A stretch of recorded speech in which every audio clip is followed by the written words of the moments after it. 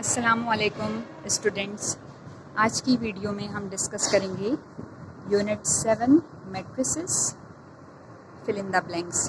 आपको page number 188 पर given है बुक में। अगर आपको मैट्रिक्स गिवन है, फर्स्ट ब्लैंक में आपसे कहा गया है if the matrix is given. इसमें आपको कॉलम्स में गिवन है, 2 कॉलम्स गिवन है। फर्स्ट कॉलम में AC गिवन है, सेकेंड कॉलम में BD गिवन है, then AD minus BC is called dash. और फिर आपसे कहा गया है अगर आपने डायगोनल्स को मल्टीप्लाई किया, A को D से एंड B को C से, इज कॉल्ड डैश। तो इसको हम क्या कहते हैं? इसको हम कहते हैं डिटर्मिनेंट। तो फर्स्ट वन का आंसर हो जाएगा डिटर्मिनेंट।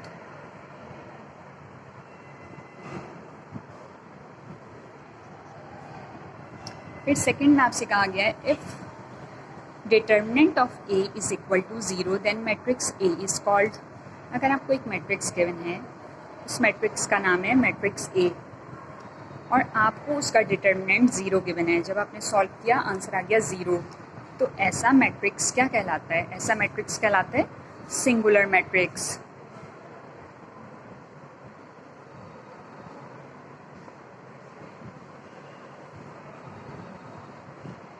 इसका आंसर हो जाएगा सिंगुलर मैट्रिक्स। देन इसके बाद आपको थर्ड गिवन है ब्लैंक। इसमें आपसे कहा गया है the dash of a singular matrix does not exist. Singular matrix जब भी होता है जिसमें सिंगुलर मैट्रिक्स में डिटर्मिनेंट 0 आ रहा होता है, तो ऐसा matrix the dash of a singular matrix does not, the inverse of a singular matrix does not inverse. अगर डिटर्मिनेंट 0 आ जाता है तो हम फाइंड आउट नहीं कर सकते इनवर्स।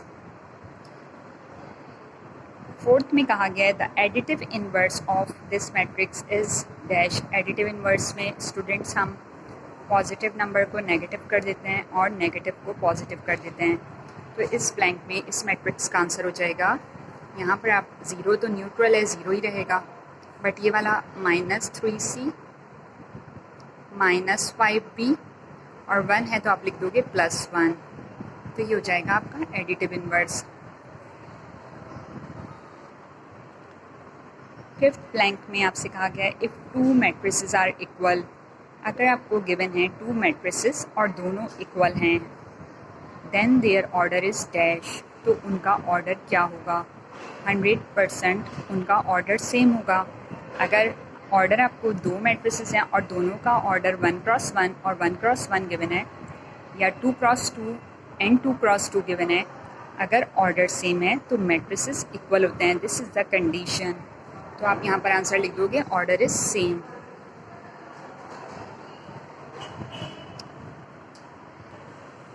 सिक्स ब्लैंक आपको गिवन है in a diagonal matrix. Diagonal matrix की बात हो रही है। All elements except those of the diagonal. Diagonal के अलावा तमाम एलिमेंट्स क्या होते हैं? वी नो दैट कि ऑल एलिमेंट्स 0 हो जाते हैं। तो आप यहाँ लिख दोगे 0। अब आपको 7th ब्लैंक गिवन है। यहाँ पर आपसे कहा, अब 7th आपको गिवन है ब्लैंक। इसमें आपको 4 डायगोनल में नंबर सेम गिवन है, यानी अगर आपको सेम नंबर 4 गिवन है डायगोनल में, तो बाकी एलिमेंट 0 हैं। तो मीन्स कि this is the scalar matrix. ऐसा मैट्रिक्स होता है स्केलर मैट्रिक्स। अब आपको 8 ब्लैंक गिवन है। 2 matrices are conformable for multiplication। अगर आपको 2 matrices गिवन है और वो मल्टीप्लिकेशन के लिए कन्फर्म है, तो किस वक्त कन्फर्म है? If the number of columns in the first is equal to dash in the seconds. यहाँ पर आएगा रॉज इन द सेकेंड, क्योंकि हम चेक यही तो करते हैं कि फर्स्ट कॉलम में फर्स्ट मैट्रिक्स के कॉलम्स को और सेकेंड मैट्रिक्स की रॉस को चेक करते हैं। अगर वो इक्वल होती हैं तो मीन्स कि हम कहते हैं कि मल्टीप्लिकेशन पॉसिबल है। फिर नेक्स्ट आपको गिवन है 9th ब्लैंक गिवन है।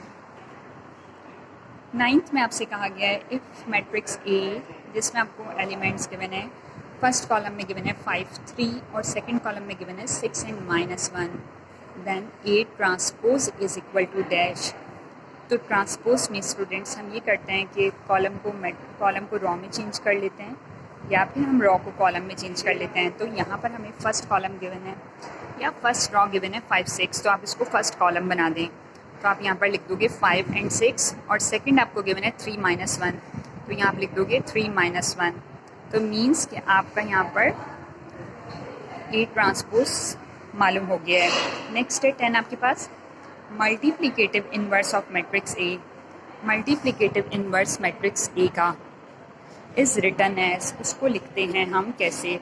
तो स्टूडेंट्स उसको हम लिखते हैं ए इन्वर्स, पूरा फॉर्मूला लिखते हैं हम यहाँ पे, adjoint of A divided by determinant of A. तो ये हमारी 10 fill in the blank solve हो गई हैं। आई होप कि ये आपको अच्छे से समझ आ गई हैं। Thank you.